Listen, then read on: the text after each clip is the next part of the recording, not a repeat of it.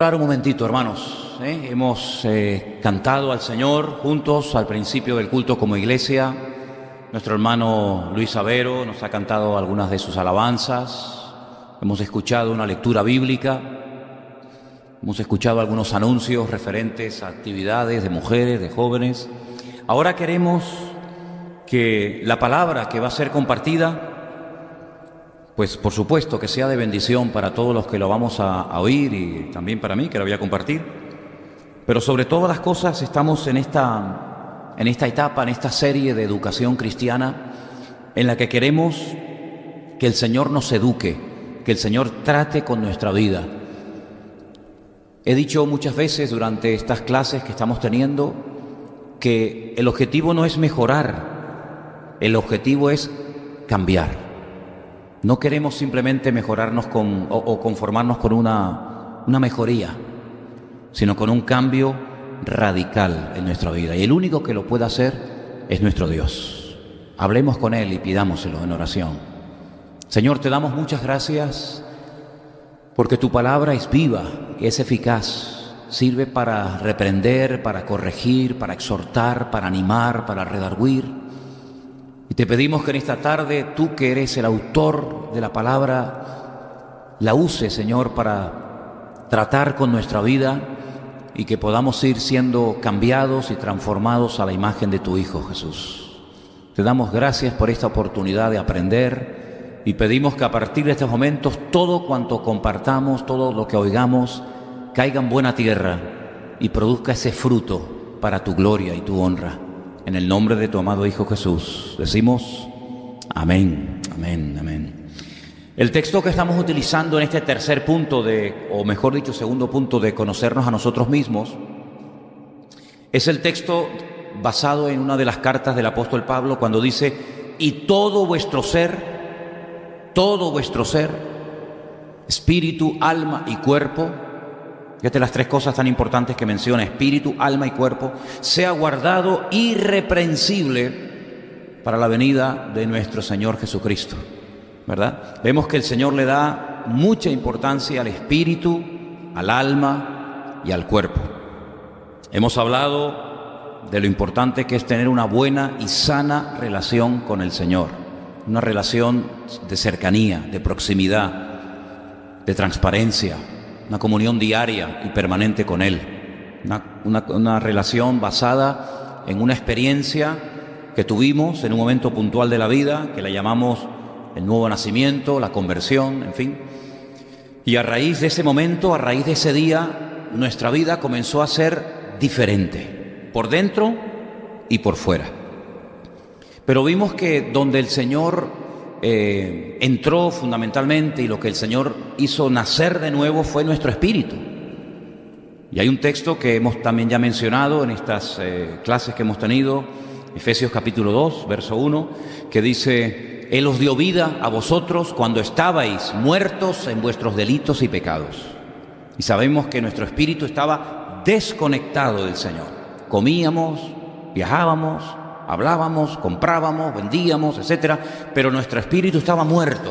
Nos pasaba un poco lo que le pasaba a esa iglesia del Apocalipsis, que el Señor cuando la confronta y le habla, dice, ustedes tienen nombre de que viven, pero ustedes están muertos. Bueno, a nosotros nos pasaba lo mismo. Nosotros caminábamos, viajábamos, íbamos cumpliendo años, nos vestíamos, entrábamos, salíamos, pero espiritualmente hablando, estábamos muertos. No importa la religión que practicaras, no importa la experiencia que tuvieras, hasta que tú no te encontraste con el Señor, tu espíritu estaba literalmente muerto. Y eso fue lo que le dijo el Señor Jesucristo a Nicodemo, aquel principal entre los judíos. Si no naces de nuevo, no puedes entrar ni ver, ni entrar ni ver. Mira, Moisés por lo menos vio, no entró, pero vio. Vio la tierra prometida de lejos, no entró, pero la vio. Pero el Señor le dice a Nicodemo, ni entras ni ves el reino de los cielos. Pero no estamos hablando en estos días del espíritu, estamos hablando de algo que llamamos el alma. Y dimos una definición y dimos diferentes frases de lo que es el alma, de lo que no es el alma.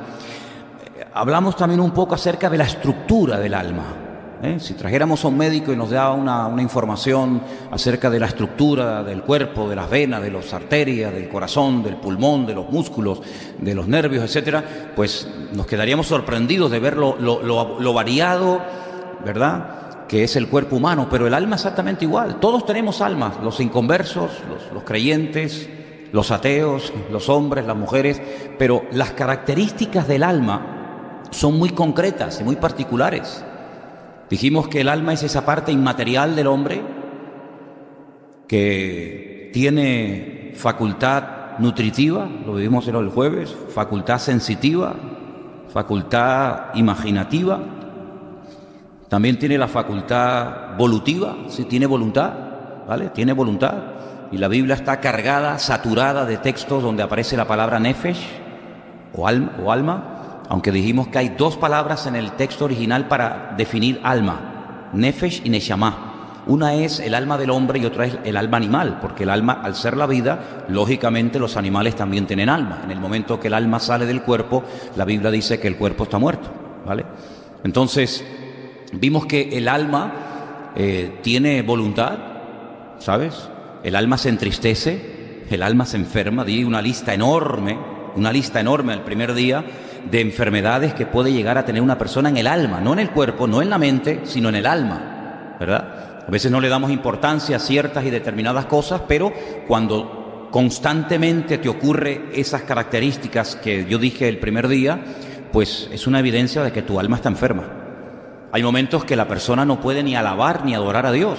Y el mismo David un día tuvo que decir: Señor, saca mi alma de la cárcel para que pueda alabar tu nombre. Luego, la Biblia nos da a entender de que hay personas que por más que quieran no pueden alabar, no pueden adorar a Dios porque su alma está como encarcelada, ¿vale? Ahora, no vamos a caer en la trampa de los filósofos griegos que decían que el alma está encarcelada en el cuerpo y por lo tanto el cuerpo hay que maltratarlo, o la otra línea era que hay que darle rienda suelta a todo impulso e instinto del alma, aunque te comportes como un animal, porque al fin y al cabo el cuerpo es como una cárcel que está impidiendo que el alma se goce. No van por ahí los tiros. Pero el mismo Señor Jesucristo dijo en el huerto de Getsemaní: mi alma está triste hasta la muerte. No era una exageración, era una sensación de tristeza tremenda. Y él se retira, pide oración a varios de sus discípulos, Pedro, Jacobo y Juan: orar por mí, porque hoy mi alma está triste hasta la muerte. Y es allí donde él entra en una batalla, donde él entra en una lucha, y donde él tiene que rendir la voluntad de su alma, sus deseos, sus impulsos, sus emociones, y llega a decirle al Padre algo como: que no se haga mi voluntad. ¿Y dónde radica la voluntad? En el alma, en ese momento en el alma. Que no se haga la voluntad de mi alma, podríamos decir, sino que se haga tu voluntad. Sí, porque en este momento hay un choque de voluntades. Mi voluntad en este momento no coincide con la del Padre, pero yo quiero que la voluntad que se haga en mi vida no sea la mía, sino la de Dios, la del Padre. Y por eso yo te pido que no se haga mi voluntad, sino la tuya. Y bueno, ahí entró el Señor en un trato tremendo. Y es interesante notar que no se fue a Capernaum y hizo su oración, no se fue al mar de Galilea, no se fue a Jericó, no se fue a cualquier otra ciudad, sino se fue a un lugar muy interesante. Getsemaní era el lugar donde se aplastaban las aceitunas para hacer el aceite de oliva, ¿verdad? Y allí fue triturado, allí fue machacada la voluntad del Señor Jesucristo, y de allí salió rumbo a todo lo que le esperaba, que dicho sea de paso, era terrible el proceso por el cual iba a pasar, pero él tuvo que renunciar a su voluntad. Y en algún momento de la vida, o en muchos momentos de la vida, ya como creyente, ya como convertido, puede ser que a lo mejor tu voluntad no coincida con la de Dios. Puede ser que estás empeñado en dedicarte a algo o estudiar algo que Dios dice: es que esa no es mi voluntad para tu vida. Tú estás perdiendo el tiempo, te puedes llegar a desanimar, estás creando una falsa expectativa, te estás gastando dinero y al fin y al cabo no te va a servir para nada, porque esa es tu voluntad, ese es el deseo. no quiero utilizar la palabra capricho, pero esa es la inclinación de tu alma, eso es lo que a ti te gustaría hacer, incluso eso es lo que a lo mejor a tu padre le gustó hacer y no logró hacer, porque muchas veces las frustraciones de los padres queremos ver cómo los hijos logran lo que yo en mi juventud no logré, y a veces hacemos las cosas por agradar al padre o por agradar a mamá, pero en el fondo lo que tenemos que hacer todos y cada uno de nosotros es agradar a nuestro Dios, ¿vale? Y bueno, Pedro, Juan, Santiago y tantos discípulos eran pescadores. Ellos jamás en su vida se habían planteado dedicarse a otra cosa. En ningún momento vemos a Pedro diciendo, bueno, yo ya estoy cansado de pescar, estoy cansado de las redes de la barca, me quiero dedicar a viajar, a estudiar, a la agricultura. Me voy a Jerusalén y me quiero meter en una yeshiva y estudiar Torá y hacerme un gran rabino. No, sino que ellos tenían ya su vida más o menos organizada, planificada, sabían dónde tenían que ir, dónde estaba la barca, las redes, etcétera, hasta que un día se apareció por ahí el Señor y les cambió la vida, les cambió la vida. Y entonces en el momento en el que ellos se encontraron con el Señor comenzó a tratar sus vidas, comenzó a cambiarlos, y fíjate a lo que llegaron, aquellos hombres que al principio nadie votaba por ellos, nadie daría un centavo por ellos, y llegaron a ser grandes hombres de Dios, hasta el punto que dice la Biblia que nuestra fe está fundada sobre las escrituras de los profetas, del vulgarmente llamado Antiguo Testamento, y sobre la doctrina de los apóstoles, y sobre ambas cosas edificamos nuestra fe, construimos nuestra vida para poder llegar a ser un edificio santo a nuestro Dios, dice la Biblia. Ahora, las dos facultades que nos quedaron el otro día por definir o por hablar fue la que mencioné recién, la facultad volutiva. El hombre puede desear, el hombre puede en un momento determinado perseguir o alejarse de algo, porque el alma tiene voluntad propia, ¿sabes? Y lo que tienes que preguntarte, cuanto antes mejor, es si la trayectoria que tú venías trayendo, el estilo de vida que tú has llevado toda la vida, los dictámenes de tu alma, ahora coinciden con el proyecto que Dios tiene para ti, porque tu vida tiene propósito, y el propósito es el propósito de hacer la voluntad de Dios. Entonces, si tu alma te ha inclinado, si tu alma te ha arrastrado, te ha seducido a hacer ciertas y determinadas cosas que a ti en el fondo, no digo que no te gusten, sino a lo mejor te agradan, pues tienes que pararte y decir, Señor, ¿qué quieres que haga? Eso fue lo que le dijo el rabino Saulo, Pablo de Tarso, ¿qué le dijo el Señor? ¿Qué quieres que haga? Fíjate qué interesante. Él se encuentra con el Señor, él cae a tierra, no sabemos si iba montado en un camello, en un burro, en lo que fuera, pero lo que está bien claro es que él cae. Es interesante cómo el Señor lo tira. A veces es importante que el Señor nos detenga en la vida y nos diga, alto, vas demasiado rápido, vas camino hacia Damasco y justamente tienes que dar la vuelta e ir derecho en otra dirección, ¿no? Que eso es, al fin y al cabo, lo que es arrepentimiento, es un cambio de dirección. Y entonces, una vez que él se informa, una vez que él tiene claro quién es el autor de esa experiencia, quién me ha tirado, quién me ha dejado ciego, con quién estoy hablando, quién me está diciendo dura cosa te es dar cosas contra el león, con quién estoy hablando, y le dice la respuesta, yo soy Jesús. Yo soy Jesús a quien tú estás persiguiendo. Fíjate, él ni siquiera se imaginaba que él estaría persiguiendo al Mesías. Vamos, al contrario, sin embargo, él en su ignorancia estaba persiguiendo nada más y nada menos que al mismo Señor. Una vez que él sabe con quién se está entrevistando, una vez que sabe con quién está hablando, fíjate lo sabia de la segunda pregunta. ¿Y qué quieres que haga? Ya sé con quién estoy hablando, pero a mí no se me va a aparecer el Señor Jesucristo para decirme, hola, ¿qué tal? ¿Cómo estás? Sino a mí se me presenta el Señor Jesucristo para decirme algo.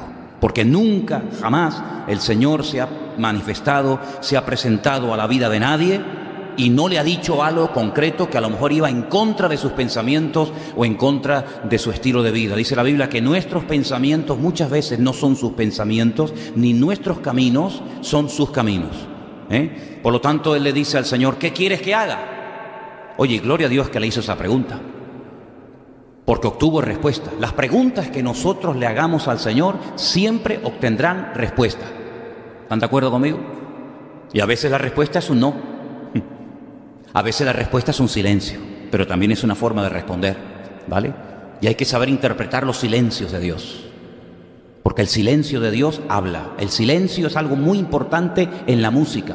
De hecho, figura en el pentagrama. Tú vas leyendo el pentagrama, las notas, y hay una figura que te dice silencio, ¿verdad? Selah, dicen los salmos, hay un silencio. Y Dios también a veces hace silencio. Y hay que saber interpretar el silencio. Los músicos tienen que saber interpretar la figura del pentagrama que dice silencio. Y a veces nuestro Dios guarda silencio. Y no significa de que no tenga nada que decir, sino dice que a veces calla, guarda silencio por amor. ¿De acuerdo? Y hay que saber interpretar por qué si me ama guarda silencio y no me dice nada. Porque a lo mejor te está diciendo mucho, pero tú no lo sabes entender o interpretar. Bueno, pues la Biblia nos enseña que tenemos que adaptar nuestra voluntad a la voluntad del Señor Jesucristo. Dice, entra en la ciudad y se te dirá, tiempo futuro, se te dirá lo que tienes que hacer. Exactamente igual como trató a Abraham. Sal de tu tierra y de tu parentela. Una orden de tiempo presente. ¿Y a dónde voy? A la tierra que yo te mostraré. Es decir, que salió, dice literalmente la Biblia, sin saber a dónde iba. Pero cuanto antes salgas, antes vas a llegar. En el momento en el que empieces a caminar, empieza el proceso de la revelación del lugar específico al que Dios te va a llevar. Así que, si quieres saber a dónde tienes que llegar, sal cuanto antes. Es decir, comienza a cambiar, comienza a soltar amarras, comienza a despedirte de padre, de madre, de casa, de amigo, de herencia, de religión, de costumbres, etc. Y cuanto antes salgas, antes vas a llegar. Y entonces Pablo dice la Biblia que llegó a la capital de Siria, capital que en este momento está en plena guerra, prácticamente destruida en 3/4 partes, y llegó a Damasco, que es una de las ciudades más antiguas del mundo, junto con Jericó y junto con otras también que menciona la Biblia. Y cuando estaba allí orando, a los pocos días llegó un tal Ananías, que no es el Ananías que murió en la iglesia primitiva por haber intentado engañar a los hermanos y al Señor, haciéndoles creer que había vendido una herencia y que estaba dando todo. No, es otro Ananías, ¿vale? Otro Ananías, este es un Ananías bueno, aquel era el Ananías malo. Entonces llega y Ananías le dice, hermano Pablo, ya lo llamaron, ahí el trato es diferente. Dice que le impuso las manos, cayeron como escamas cayeron de sus ojos, recobró la vista y entonces le dice, el Señor se te apareció para esto. Y desde ese momento hasta el final de su vida, Pablo, sabía perfectamente a lo que Dios lo había llamado y a lo que el Señor no lo había llamado. Él no tardó 20 años en decir, bueno, ¿y cuál es la voluntad de Dios para mi vida? ¿Y cuáles son mis dones? ¿Y qué soy? ¿Misionero, apóstol, pastor, evangelista, profeta, diácono? ¿Qué soy? Desde el primer momento, él recibió instrucciones concretas y específicas y dice que al momento, a los pocos días, ya estaba predicando de Cristo en las sinagogas. ¿Por qué? Porque él ya sabía a quién tenía que servir y qué pedía el que le había llamado al ministerio. Entonces vemos que en nuestra vida tiene que existir ese proceso. Primero una conversión, un encuentro genuino, real con el Señor, que nos transforma, que nos cambia. Y la pregunta es, ¿y ahora qué? ¿Y ahora qué? ¿Sigo igual que seguía antes de conocer al Señor? ¿Sigo con mi estudio de medicina, de arquitectura, con mi taller de cerámica, con el coche que soy ahora taxista o camionero? ¿Sigo? Sí, sigo. Sí, amén, vale, sigo. Pero a lo mejor el Señor dice, tú no sigas. Tú date la vuelta y ahora resulta que deja todo esto, que yo tengo otra vida diferente para ti. Y claro, hay que arriesgarse. La vida cristiana es sinónimo de riesgo. No solamente de compromiso, es riesgo. Es una aventura. Es una aventura donde no hay mapa, no hay GPS, no hay brújula, no hay estrellas que puedas ver, sino es el Señor es mi pastor. Y nada me faltará. En ese caminar, en esa trayectoria, yo voy a ir descubriendo la naturaleza, la esencia de mi Dios. Él se va a ir revelando a mi vida, a veces un sueño, una visión, un testimonio, una alabanza, una predicación, no, me da igual. Y el Señor me va a ir tratando y moldeando, y el que comenzó en nosotros la buena obra, la perfeccionará hasta el día de Jesucristo. ¿Cuántos dicen amén? Es todo lo contrario a lo que le pasa a los deportistas de élite. No sé si se han enterado. El hombre, el hijo del viento, ¿no? El hombre más rápido del mundo, este jamaicano tremendo, no recuerdo el nombre, disculpe. Usain Bolt. Usain Bolt. Usain Bolt. Usain Bolt. Eso es. 10 años consecutivos nadie le ganaba. 100 metros los ganaba, 200 metros los ganaba. Era un fuera de... La verdad que era un espectáculo ver a este hombre corriendo. Todo lo que se proponía lo ganaba. Un palmarés, no tiene medallas ni de plata ni de bronce, todos son oro. Algo increíble. Ayer sale corriendo, estos días sale corriendo, le pega un pinchazo aquí en el músculo aquí de la pierna y ya, amigo, ya no ganó la carrera. Y no sé si se recuperará de esa tremenda lesión que ha experimentado. Lo que está bien claro, y es ley de vida, que ha ido a menos. Ha ido a menos. Todo lo contrario a lo que nos tiene que pasar a nosotros. Que de menos tenemos cada vez que ir a más. Y podemos terminar la carrera guardando la fe, sabiendo que el Señor está a mi lado, aunque ninguno estuvo en mi primera defensa, dice la Biblia, pero Él estuvo a mi lado y me dio fuerzas para que pudiera predicar hasta el último momento. ¿Cuántos dicen amén? Así es que la voluntad del alma tenemos que encauzarla, orientarla en una base bíblica y en una base conforme a la palabra, en base a la voluntad de Dios. Y la última facultad del alma es racional. El alma puede pensar, el alma puede racionalizar, el alma puede reflexionar, el alma puede adquirir conocimiento y sabiduría, ¿vale? Pero nosotros no hemos sido llamados para ser dirigidos por el alma. Nosotros hemos sido llamados para ser dirigidos por el Espíritu. Romanos capítulo 8 dice que los que son guiados por el Espíritu de Dios, esos son hijos de Dios. No menciono la palabra sentimientos, ni emociones, ni inclinaciones, ni tendencias, sino los que son guiados por el Espíritu, esos son guiados, esos son hijos, esos son llamados y considerados hijos de Dios. Ahora, puede ser, la última canción que cantó el hermano Luis Avero, había una parte, corrígeme, esa parte que decía si hay algo que no estaba bien pintado, dibujado, ¿no? Que lo quite, ¿no? Que lo borre, ¿cómo era? ¿Cómo decía esa última frase? Borra las paredes que controlan mi dolor, que mostraban mi dolor, que las borre. Ok.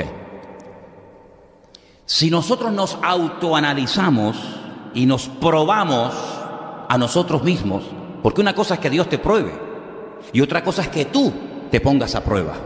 Las dos cosas son bíblicas y las dos cosas hay que hacerlas.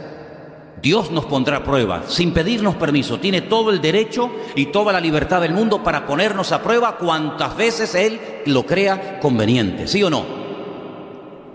Pero dice la Biblia que también nosotros tenemos que ponernos a prueba.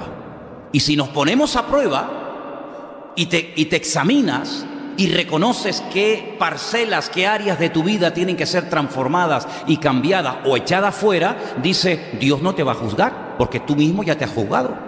Tú mismo has tomado medidas diciendo, Señor, no hace falta que me diga que haga esto y aquello, porque yo mismo, con el conocimiento que tengo, con la persona del Espíritu Santo en mi corazón, yo he llegado a la conclusión, he discernido que hay una serie de elementos en mi vida que no te glorifican. Y yo mismo he tomado la determinación de eliminarlos. Entonces dice, nadie te va a juzgar, ni siquiera el mismo Dios, porque tú mismo has hecho una función preventiva. Tú mismo te has examinado, te has probado y te has dado cuenta de que en ese área tienes que cambiar. Ahora, hay un pasaje de la Escritura muy interesante que yo quiero compartir con ustedes y está en el libro del Génesis. En el libro de Génesis, capítulo 21, Génesis, capítulo 21, hay una historia que estoy convencido que si tú la lees así fríamente, sin pasión, sin ningún tipo de prejuicio, puede ser que cuando termines de leerla, tú puedas llegar a la conclusión de decir, esto es una injusticia como una catedral de grande. Puede ser que en un momento determinado tú discrepes y digas, esto estuvo mal hecho, pero la realidad es que se hizo. Aquí hay un problema familiar. Resulta que el patriarca Abraham, de parte de su esposa Sara,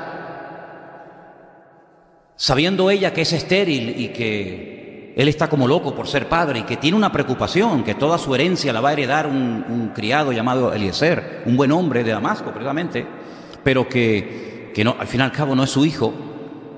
Ella le propone, al salir de Egipto, el faraón le dio un regalo a Abraham. Cuidado con los regalos que te den,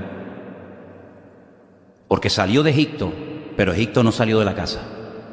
Él se llevó un trocito de Egipto, y ese trocito de Egipto tiene nombre, y se llama Agar, y Agar era la esclava de Sara, y ella le propone a su marido, costumbres de la época, no trasladen el símil hoy en día, porque entonces estamos errando el blanco, que mantenga relaciones con ella, y el hijo que ella va a parir, pues sería como el heredero, y sería considerado como el hijo de Abraham, y en cierto sentido también de Sara. Abraham mantiene relaciones con su criada, con Agar, ella queda embarazada, y cuenta la historia lo siguiente. Génesis capítulo 21, verso 8. El niño creció, fue destetado, y Abraham hizo un gran banquete el día que fue destetado Isaac. Y dio Sara que el hijo de Agar, la egipcia, el cual ésta le había dado a luz a Abraham, se burlaba de su hijo Isaac. Versículo 10. Por tanto dijo Abraham: echa a esta sierva y a su hijo, porque el hijo de esta sierva no ha de heredar con mi hijo Isaac. Pero lo que le está pidiendo su esposa a Abraham es muy fuerte.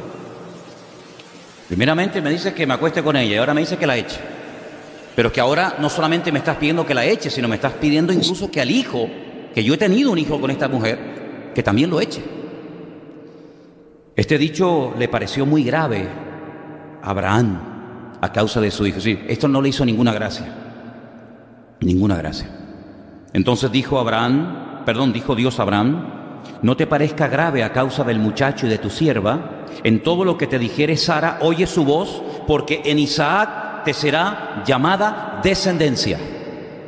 Menos mal, Dios, mira, fíjate lo grave que le tuvo que parecer a Abraham la propuesta de su mujer, de Sara, que tuvo que intervenir Dios. Perdonen, yo doy una opinión personal. Yo creo que si Dios no le habla y le convence y le muestra a Abraham que esto es lo que tenía que hacer, Abraham esa decisión no lo hubiera tomado nunca. Hubiera habido peleas toda la vida en el matrimonio, pero él no echa jamás a Ismael de su casa, porque era su hijo. Sin embargo, Dios le dice: no te parezca grave, esto es lo que ahora mismo hay que hacer.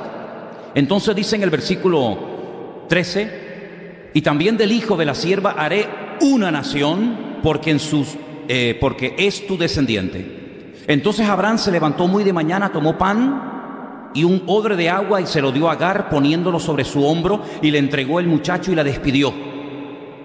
Y ella salió y anduvo errante por el desierto de Beersheba. Mira, donde vive nuestro hermano Guido. A lo mejor nos está viendo ahora, vete tú a saber. Allí, por ese desierto de Beersheba, en el Negev, en el sur de Israel, comenzó esta mujer a caminar y a caminar con un niño, con un jovencito.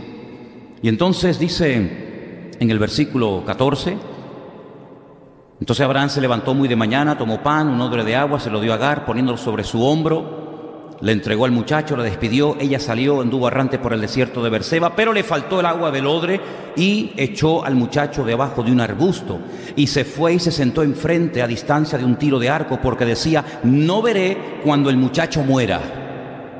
Y cuando ella se sentó enfrente, el muchacho alzó la voz y lloró. Quiero repetir las palabras de la madre. Presta atención, por favor. Presta atención a las palabras de Agar, la egipcia, la esclava. No veré cuando el muchacho muera. Qué pronto nos olvidamos de lo que Dios nos dice en la vida. La verdad, yo me quedo sorprendido de la memoria, cómo nos falla cuando nos interesa. Pero para lo que nos interesa, tenemos una memoria de elefante. Qué malas pasadas nos hace a veces la mente. Ya hemos olvidado los mensajes de hace 3 semanas o 4 semanas o hace un año atrás. Y eso es un grave error. Porque resulta que ella dice: yo no quiero ver cuando mi niño muera. y por eso dice que se pone como a distancia de un tiro de arco para no ver la muerte del niño. Es que se está muriendo deshidratado, es que allí hay 50 grados a la sombra. Y la pobre fue con una cantimplora y un poco de agua y ya se le ha acabado el pan y el agua. ¿Y de dónde encuentra agua esta mujer? Ya no hay posibilidad. Pero espérate un momento. Es que resulta que hay otro pasaje anterior a este, que ahora lo vamos a ver, donde un día Dios, a través de un ángel, le habló a Agar. Y quiero decirte como dato informativo que a la primera persona en la vida que le habló un ángel no fue ni a un profeta ni a un discípulo, sino fue a una mujer, concretamente a esta egipcia llamada Agar. La primera vez que un ángel se entrevista, la primera vez que un ángel le habla a una persona en esta vida, según el orden cronológico de la Biblia, fue a esta mujer llamada Agar. Quiero que vengas conmigo, sin irte de este capítulo 21, sin irte de ahí, quiero que vengas conmigo a Génesis capítulo 16, estamos en el 21, ¿verdad? Pero en Génesis capítulo 16, dice en el versículo 1, presten atención. Sarai, mujer de Abraham, no le daba hijos, y ella tenía una sierva egipcia que se llamaba Agar. Dijo entonces Sarai a Abraham: ya ves que el Señor me ha hecho estéril, te ruego pues que te llegues a mi sierva, quizá tendré hijos de ella. Y atendió a Abraham el ruego de Sarai. Sarai, su mujer de Abraham, tomó a Agar, su sierva egipcia, al cabo de 10 años que había habitado Abraham en la tierra de Canaán, y se la dio por mujer a Abraham su marido. Y él se llegó a Agar, la cual concibió, y cuando vio que había concebido, miraba con desprecio a su señora. Ya cambió el semblante, la actitud de la criada ya ha cambiado, ya le salió Egipto, amigo, ya le salió el mundo. De momento muy sumisa, muy obediente, muy mosquita muerta. En el momento en el que tienes algo que te hace sentir más importante que tu señora, dice que la miraba con desprecio. Y fíjate qué interesante lo que dice versículo 5. Entonces Sarai le dijo a Abraham: mi afrenta sea sobre ti, y yo te di mi sierva por mujer, y viéndose encinta me mira con desprecio, que juzgue el Señor entre tú y yo. Respondió Abraham a Sara: he aquí tu sierva está en tu mano, haz con ella lo que bien te parezca. Y como Sarai la afligía, ella huyó de su presencia. Sarai en ese momento le tomó la palabra a su señor, a su marido Abraham, y le dice: fuera de aquí. La afligía y al final la agobió tanto que salió huyendo. Y mira lo que dice el versículo 7, y es el primer encuentro de un ángel con una persona, en este caso con una mujer. La halló el ángel del Señor junto a una fuente de agua en el desierto, junto a la fuente que está en el camino de Sur. Y le dijo a Agar, Agar, sierva de Sarai, ¿de dónde vienes tú y a dónde vas? Y ella respondió: huyo de delante de Sarai, mi señora. Y el ángel del Señor le dijo: vuélvete a tu señora y ponte sumisa bajo su mano. Y le dijo también el ángel del Señor, escucha, la promesa, al niño que aún no ha nacido. Estamos hablando de Ismael. Hay una promesa de parte de Dios para este niño, y le dice: multiplicaré tanto tu descendencia que no podrá ser contada a causa de la multitud. Una promesa espectacular, una promesa tremenda. Y las promesas de Dios no se pueden olvidar fácilmente, como a veces nos pasa. Las promesas de Dios hay que tenerlas bien frescas en la mente, porque si nos olvidamos de lo que Dios ha prometido, si nos olvidamos de lo que Dios nos ha mostrado y enseñado, podemos perder la carrera, podemos perder la fe, podemos entrar en un callejón sin salida y podemos llegar a negar y a dudar de lo que un día el Señor nos prometió. Entonces dice aquí: será un hombre fiero. En el texto original dice: será Pere Adán. Será un salvaje hombre. Y no es que esté mal puesta, sino se puso así a propósito, para que la característica de su carácter prevaleciera por encima de su persona. No dice que será un hombre, un ser humano fiero, sino que será una fiera humana. Es decir, tendrá un carácter terrible, un Pere Adán. Su mano será contra todos, y la mano de todos contra él, y delante de todos sus hermanos habitará. Aquí no se le está prometiendo que el niño va a morir, que va a abortar, que va a morir prematuramente. Aquí se están dando promesas espectaculares de descendencia, de multiplicación, etc. Y dice el versículo 3, entonces llamó el nombre de Dios. ¿Quién puso ese nombre? Ella, debido a la tremenda experiencia que acaba de tener, a la palabra profética, a las promesas que Dios le ha dado a Agar, ella toma la decisión, y es la primera vez en la Biblia, estamos viendo cosas muy interesantes, yo creo, es la primera vez en la Biblia que una persona dice, yo voy a llamar a Dios Atá el Roí. Ahora te voy a explicar lo que significa eso. Lo llamó Atá el Roí. Y dice aquí en español, versículo 13, entonces llamó el nombre del Señor que con ella hablaba, tú eres Dios que ve. Tú eres Dios que ve. Eso en hebreo se dice Atá el Roí. Quédate con esa palabra. Ella le llamó a Dios Roí.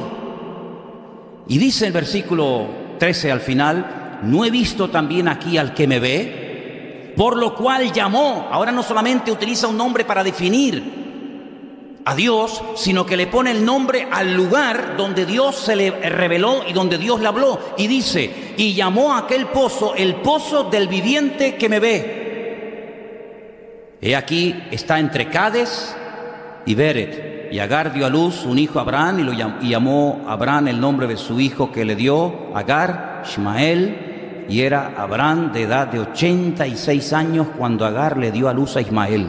Le puso un nombre a Dios y le puso un nombre al lugar, al pozo donde Dios le habló.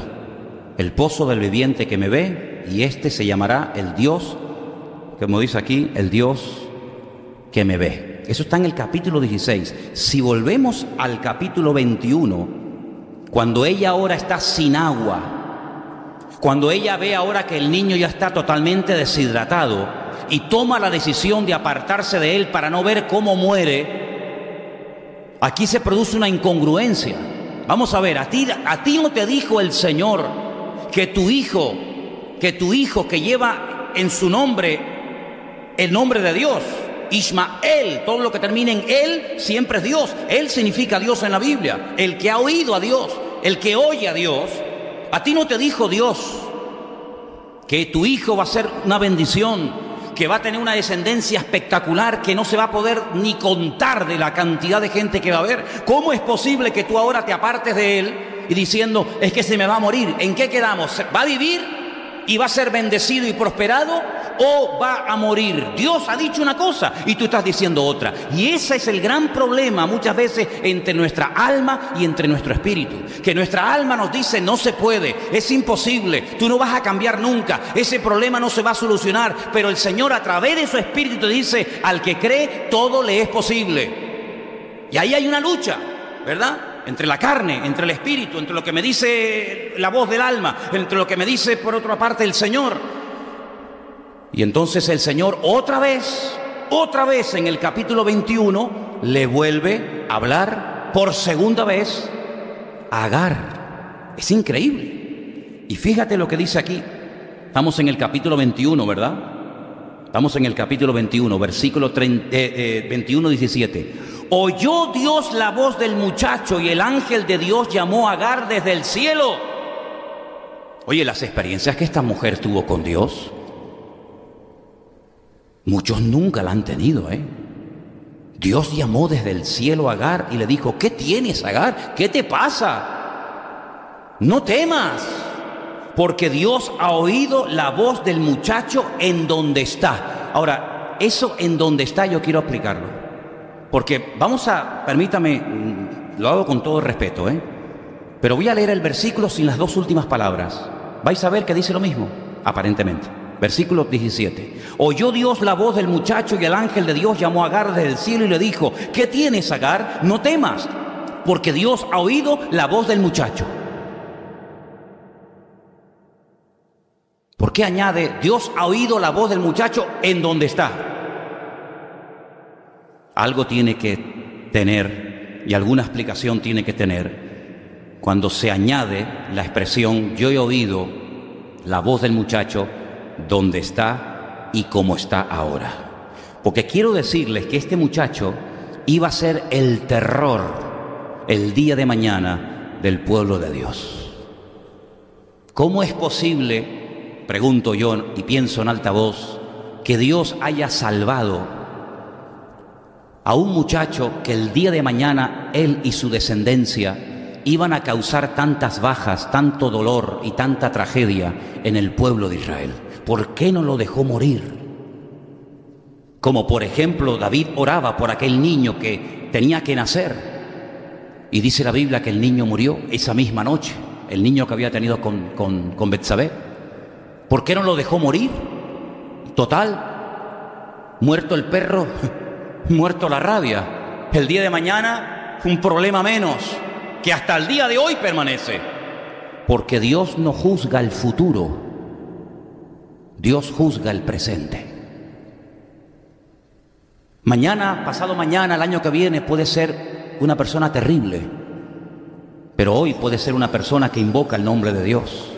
Y Dios nunca te va a juzgar por lo que vas a hacer, sino Dios te está juzgando y te trata por lo que hoy estás haciendo. ¿Cuántos dicen amén? Si hoy juzgara a Dios a Ismael, seguramente lo dejaría morir, porque la paga del pecado es la muerte. Pero en ese momento Ismael era inocente, en ese momento lloró, gimió, en ese momento no había cometido ninguna ruindad, y por lo tanto Dios le oyó en esa situación, en ese lugar, en ese momento, en esa circunstancia. Dios lo oyó y le salvó la vida. Siglos más tarde, otro gallo cantaría, porque Dios juzga solamente el presente, tu situación actual con Él, y nunca te va a juzgar por lo que en el futuro tú vas a hacer. Y podría darles muchos ejemplos. Mirad al rey Acab. El rey Acab sería terrible, pero en el momento presente, cuando es amonestado por el profeta Eliyahu, por el profeta Elías, cuando le dice prepárate que vas a morir, él dice en la Biblia que se humilla, y entonces antes de que salga por la puerta, antes de que salga por el umbral, el profeta le dice vuelve. ¿No has visto cómo se ha humillado? ¿Verdad? Y entonces el Señor juzga tu vida en este momento, no lo que vas a hacer o lo que fuiste, sino cómo estás en este momento, porque el pasado no existe y el futuro tampoco. Lo único que existe es el hoy, porque este es el día que Dios ha creado para que nos gocemos y nos deleitemos en Él. ¿Cuántos dicen amén? Y entonces fíjate tú que le dice el Señor: levántate, alza al muchacho y sosténlo con tu mano, porque yo haré de él una gran nación. Entonces Dios abrió los ojos y vio una fuente de agua, y fue y llenó el odre de agua y dio de beber al muchacho. Y Dios estaba con el muchacho, y creció y habitó en el desierto, y fue tirador de arco, y habitó en el desierto de Parán, y su madre le tomó mujer de la tierra de Egipto. Claro, no podía ser de otra manera, ¿verdad? Así como Abraham mandó a Eliezer para que buscara una esposa para su hijo Isaac, de su tierra, de su familia, la cabra siempre tira al monte, amigo. Ella buscó una mujer, ella lo buscó, no él. Ella le buscó una esposa de Egipto, de los Mitzraim, para mi hijo, porque quiero que Egipto nunca desaparezca de su vida, de su estilo de vida, de su forma de comportarse y de vivir. En vez de acercarse al Dios de Abraham, ella se acerca a Egipto, ¿verdad? Tremendo, ¿no? Ahora, fíjense qué interesante. Sara decidió que su marido tenía que expulsar a Agar y a su niño de la casa. Y así ocurrió. Dice la Biblia que así ocurrió. Y la lectura que se ha leído esta tarde, que es una alegoría, es una enseñanza basada en hechos reales. Ahí se menciona diferentes nombres, tanto lugares geográficos como de personas.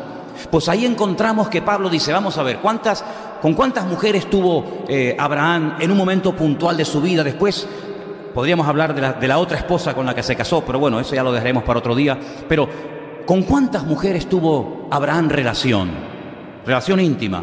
Pues con Agar, que tuvo un hijo con ella, y con Sara, su esposa, que también tuvo un hijo con ella.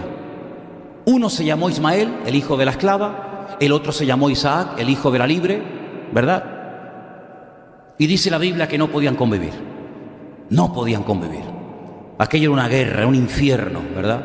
Estaban juntos, pero no en armonía. Estaban juntos, revueltos y peleados, los unos contra los otros. Al final tiene que ser expulsada, y aquí encontramos un ejemplo gráfico, un ejemplo creo muy bueno de la Biblia, donde podemos ver cómo hay cosas con las cuales uno no puede estar más tiempo juntos.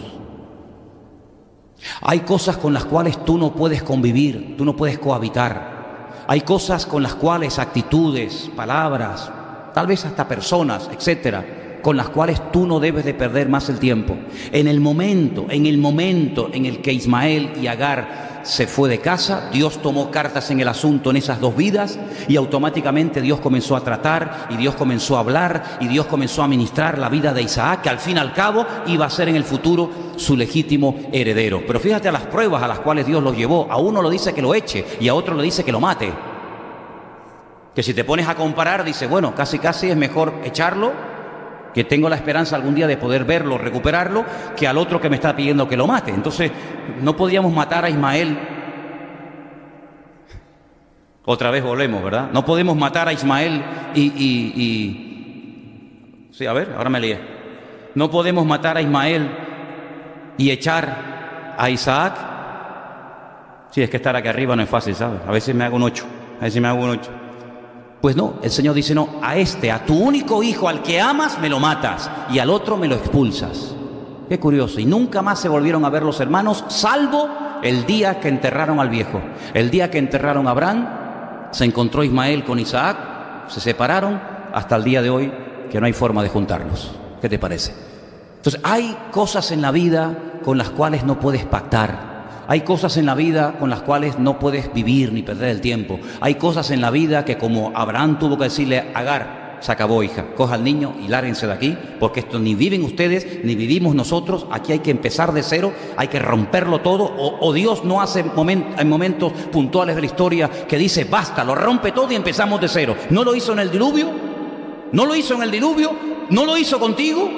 Es exactamente igual. Lo que Dios hizo en el diluvio, que rompió con todo y empezó de cero, es lo que hizo con nosotros. Nuestra tierra, como estaba, desordenada, vacía y en tinieblas, hasta que vino el Señor, rompió la obra del diablo, que era el causante de dicha ruina, y nos ha convertido en nuevas criaturas. Las cosas viejas pasaron y aquí todo es hecho nuevo. ¿Qué te parece? Es lo mismo.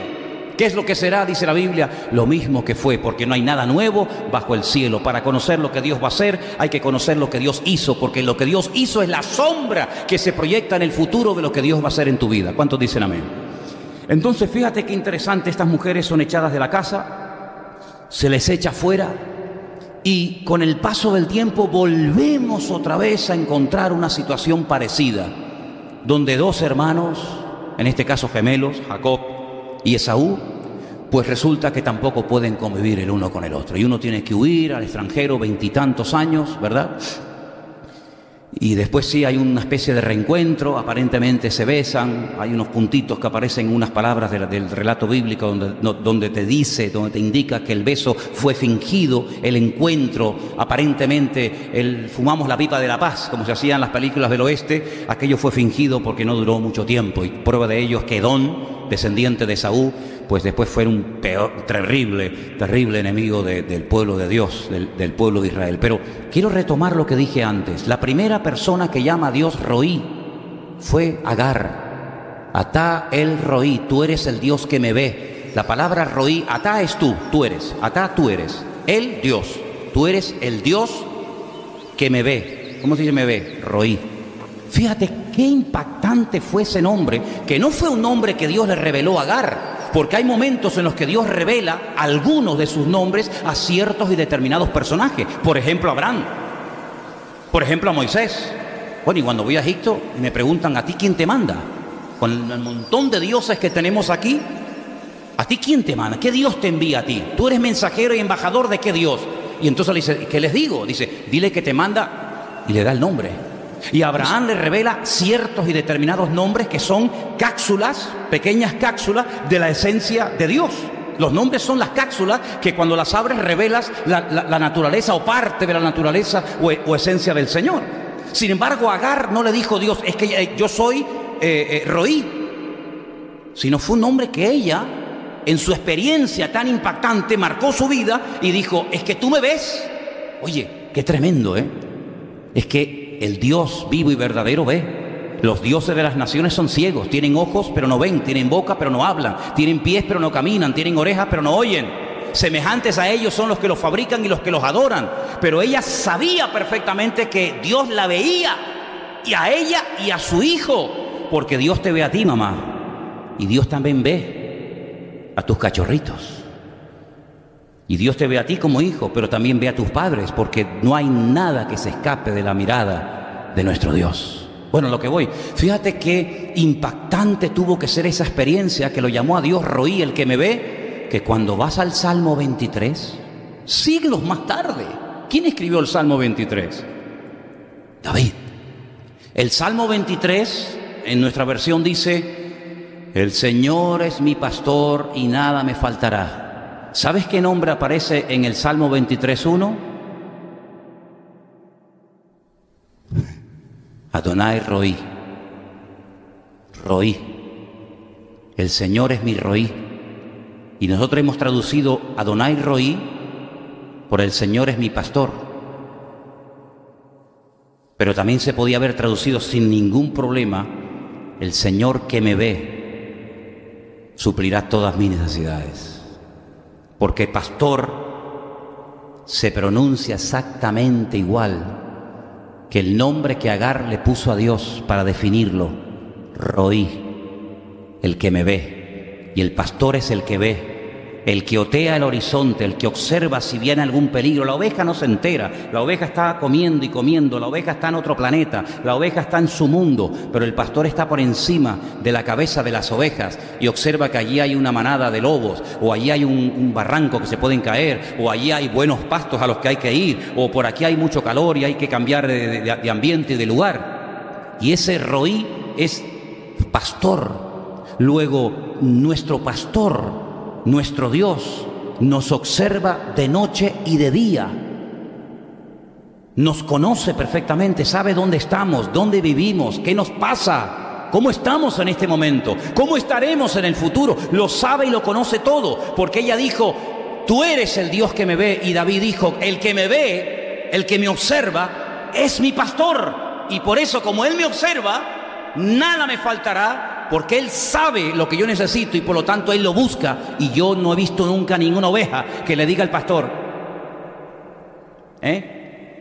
vete para allá, que allí están los prados. Nunca, sino que la oveja siga al pastor. Y esa es lo que tiene que hacer nuestra alma. Nuestra alma, quien tiene que seguir es a nuestro Dios, porque Él nos ve y nos conoce. ¿Cuántos dicen amén?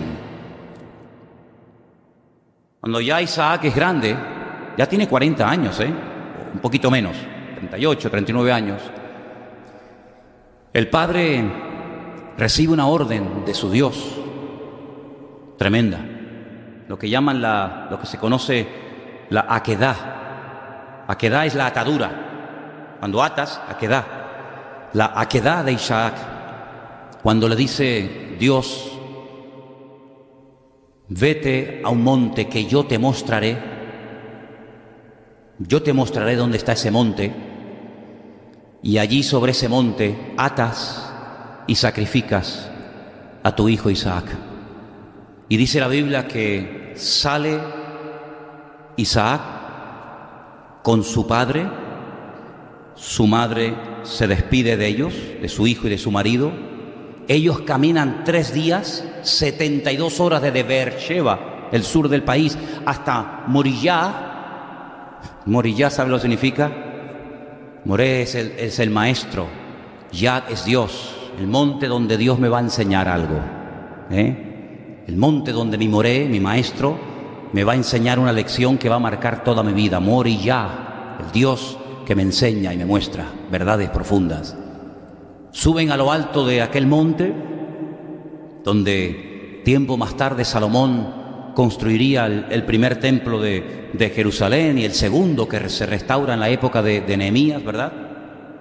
Y es interesante notar que en aquel lugar Dios se revela como un Dios que va delante, proveyendo y cubriendo toda necesidad, fuera de toda posibilidad, ¿verdad? Y es entonces allí donde Abraham en su corazón sacrifica a Isaac. Dice la Biblia que para cometer un pecado no hace falta la acción, sino simplemente ya con el deseo, simplemente ya con el anhelo ya lo has cometido. Lo explicó el Señor cuando hablaba de las relaciones ilícitas sexualmente hablando, ¿no? Pues ya Abraham ya había sacrificado a su hijo, el día que salió ya lo había sacrificado. Y él descubrió que ni Ismael, su primer hijo, ni Isaac, su segundo hijo, que al fin y al cabo iba a ser el heredero, porque ese era el verdadero, que nació de una relación aprobada y respaldada por el Señor con su esposa, ni en uno ni en otro él tenía que depositar su confianza y su amor, sino que por encima de sus hijos él tenía que tener bien claro que tenía que amar a su Dios. ¿Cuántos dicen amén?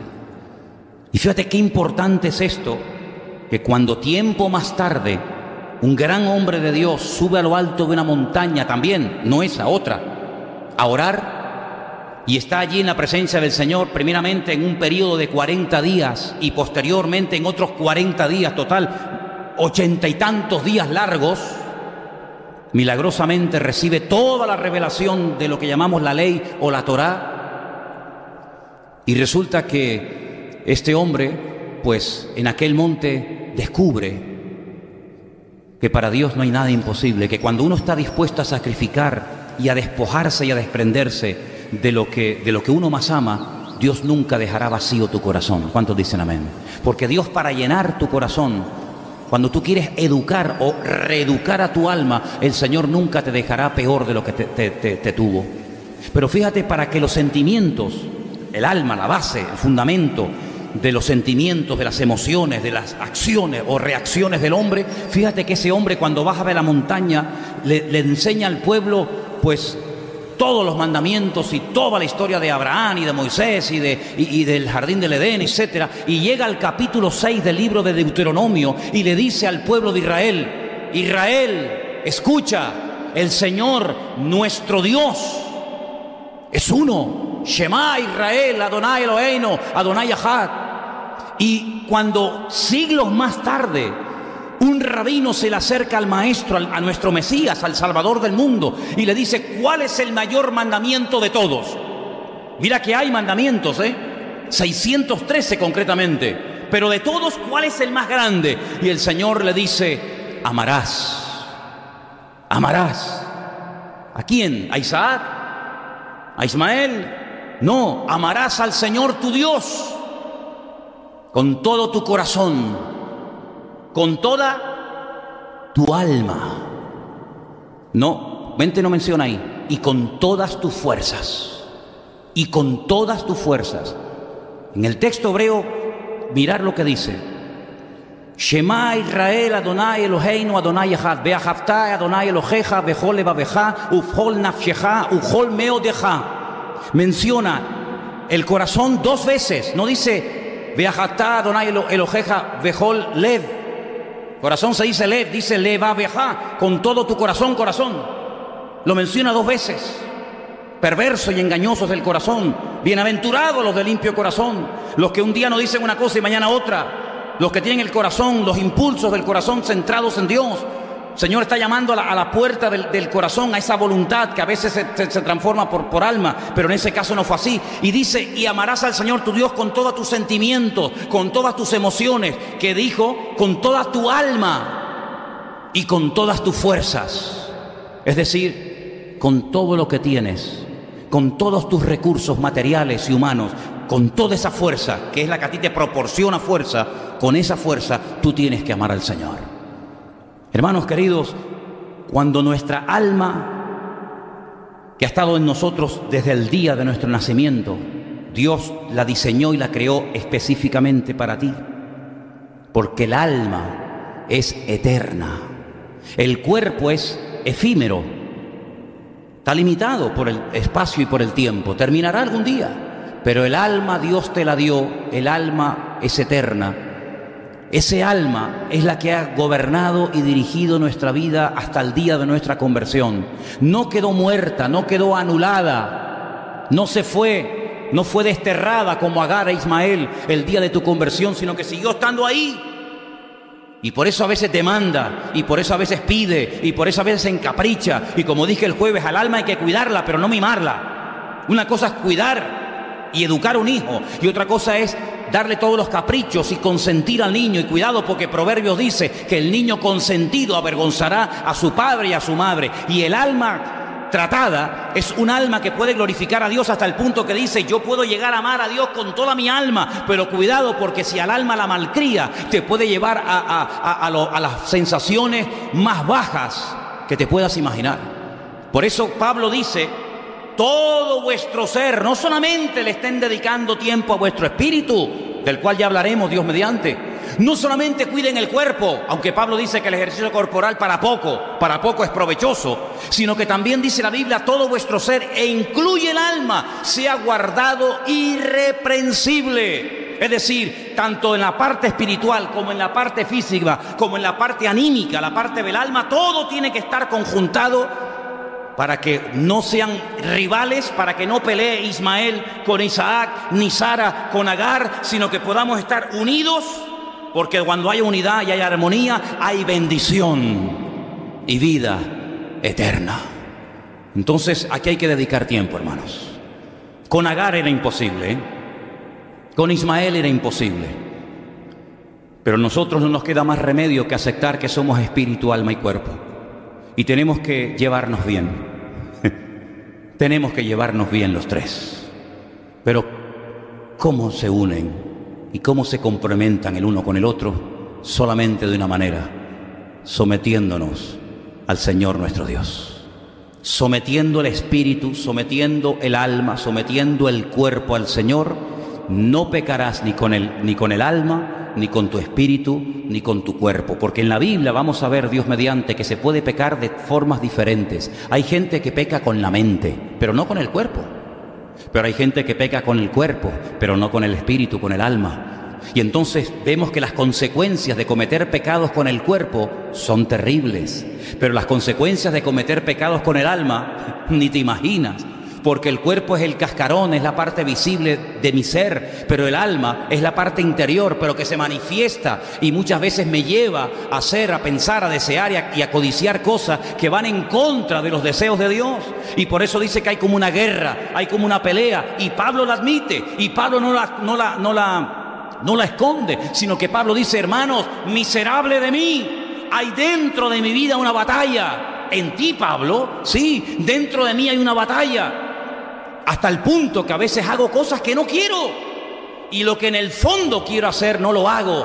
Y dice: ¿quién me librará de este cuerpo de muerte? Y por eso te encuentras a un gran varón de Dios, representante en cierto sentido de toda la escuela profética del Antiguo Testamento, como Elías, en una cueva, diciéndole al Señor: no aguanto más, quítame la vida, estoy solo. Y el Señor le dice: no, no es verdad. Tus emociones te están traicionando, tus sentimientos están distorsionados. ¿Cómo que estás solo? Sí, Señor, no hay nadie al lado mío, no me ves más solo que la una. Y el Señor le dice: ¿y qué dijo la divina respuesta? Dice: hay 7,000 que no han doblado su rodilla ante Baal, pero es que yo no los había visto. Ese es el gran problema que tenemos muchas veces, que no vemos más allá, porque nos estamos mirando demasiado a nosotros mismos. ¿Cuánto dicen amén? Y cuando nos miramos demasiado a nosotros mismos, nos olvidamos de ver más allá. Y quiero solamente terminar diciendo algo. Miren, hermanos, para que vean ustedes al callejón y a la ruina a la que puede llevar el alma no domada a una persona, encontramos un pasaje extraordinario en el Antiguo Testamento donde vemos a un hombre lleno del Espíritu de Dios. Y este sí que estaba lleno, porque estaba lleno 2 veces. Porque él deseó, anheló, pidió y buscó la doble unción que tenía el profeta Elías. Luego, si hubo alguien lleno en el Antiguo Testamento del Espíritu de Dios, ese fue sin lugar a dudas, ¿quién? Eliseo. Yo quiero lo doble, la doble unción. Elías le dijo: ¿la quieres? Cosa difícil has pedido. No es fácil, ¿eh? Pero si tú me sigues y me ves cuando yo soy arrebatado, recibirás lo que has pedido.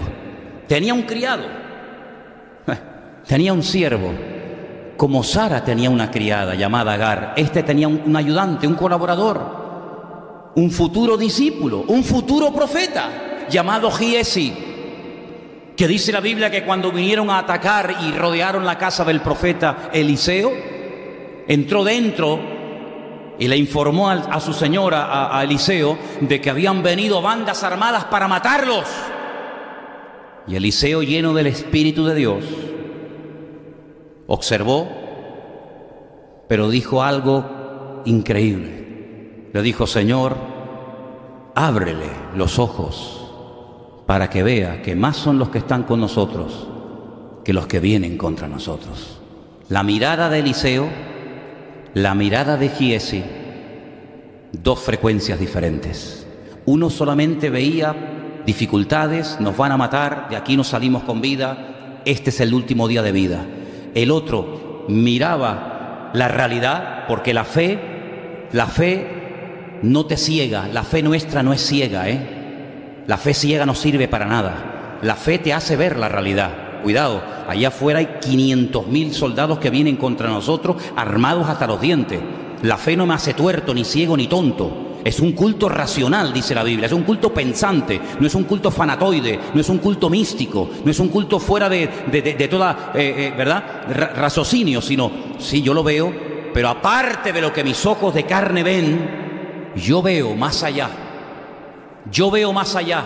Yo veo Ata el Roí. Yo veo al que me ve, y el que me ve me permite ver con sus ojos que estamos protegidos por la mano del Señor. No lo entiendes, ¿verdad? Dice que el hombre natural, el hombre que no tiene el Espíritu de Dios, no puede entender las cosas de Dios, porque para él son locura. No las puede entender. Es como explicarle a un ciego los colores. La canción que has cantado esta noche, hermano, ¿cómo le explicamos a un ciego el amarillo, el verde, el rojo, el violeta, el negro, el marrón? Si es que no ha visto nada, su mirada es una mirada de... Bueno, su visión es una visión en negro. Él no sabe lo que son los colores. ¿Cómo le explica a un ciego los colores? Es imposible. No hay ninguna posibilidad, no hay ningún punto de referencia. ¿Cómo le explicas a uno que no tiene a Dios? ¿Cómo le explicas a un intelectual que puede ser un fenómeno?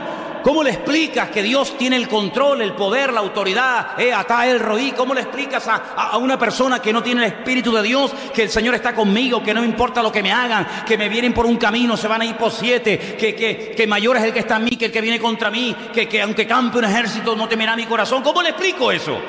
Es imposible.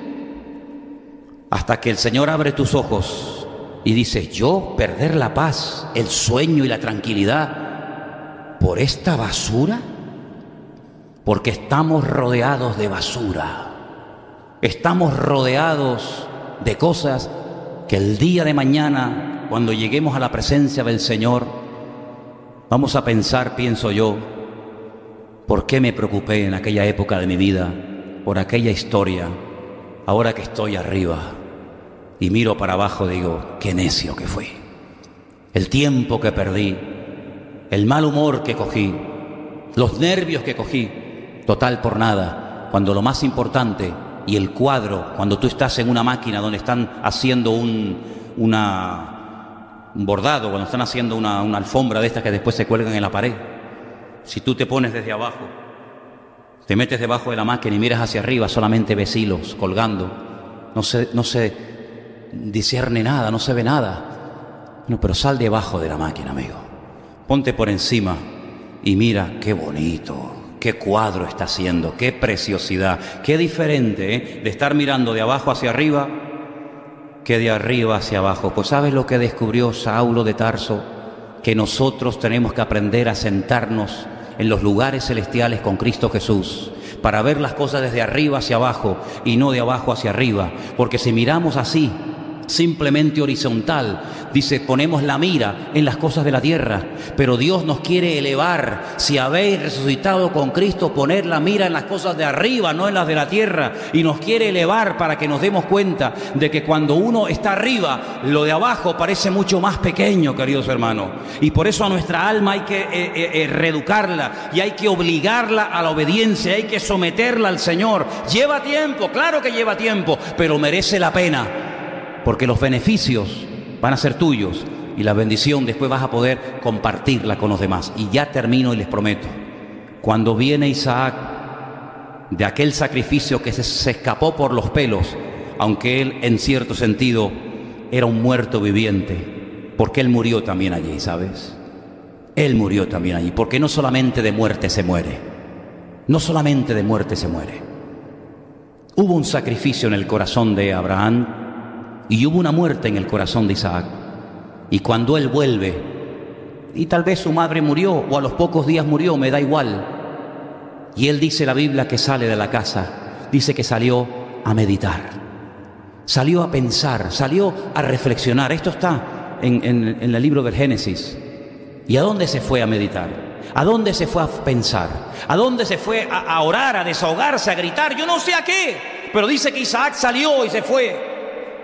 Y resulta que nos lo encontramos en un lugar donde tiempo atrás había estado una mujer llamada Agar, donde allí le dijo a Dios: tú eres el Dios que me ve y este es el pozo del viviente que me ve. Y allí estando él orando en el pozo del viviente que me ve, seguramente recordando la historia de Agar, de cómo el niño no murió deshidratado, sino que un ángel le habló, porque esas cosas se contaban y se transmitían de padres a hijos, ¿verdad? Pues estando allí él orando y diciendo: Señor, tú le hablaste aquí un día a Agar, tú le hablaste y salvaste aquí a mi hermano, porque al fin y al cabo eran hermanos de padre, ¿verdad?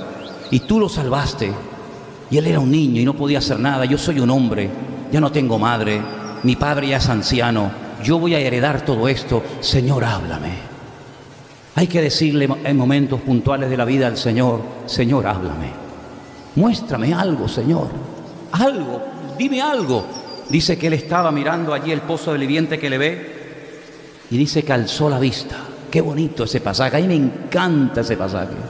Dice que alzó la vista y vio a lo lejos una caravana de camellos que venían en dirección a él. Pero claro, él miraba y también lo miraban. Es como Dina, ¿no? Cuando salió a mirar, también la miraron a ella. Él observaba y también él era observado.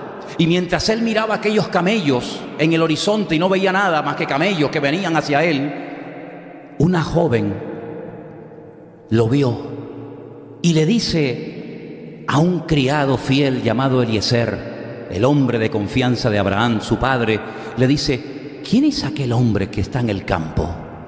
Y le dice: este es el hijo de mi señor, este es tu futuro marido. Entonces dice que se baja del camello, se cubre, se va hacia él y allí se produce el gran flechazo. Y entonces dice que se la llevó a la tienda de su madre y allí se consoló con su esposa por la pérdida de su madre. ¿Te das cuenta cómo hay lugares y momentos en la vida en los que tenemos que encontrarnos con Dios? Y creo que tú y yo y muchos de los que estamos aquí hemos llegado a un punto en nuestra vida en el que necesitamos encontrarnos en el pozo del viviente que me ve. ¿Y sabes dónde está ese pozo esta tarde? Este es el lugar donde hoy Atá el Roí, el Dios que nos observa, el Dios que nos pastorea y el Dios que nos ve, está esta tarde en este lugar observando tu vida. ¿Por qué no cierras tus ojos y le dices al Señor: tú que me estás viendo ahora mismo, Padre, tú que me estás viendo y observando ahora mismo perfectamente, Señor, tú que ves mi entrar y mi salir, mi alzarme y mi sentarme,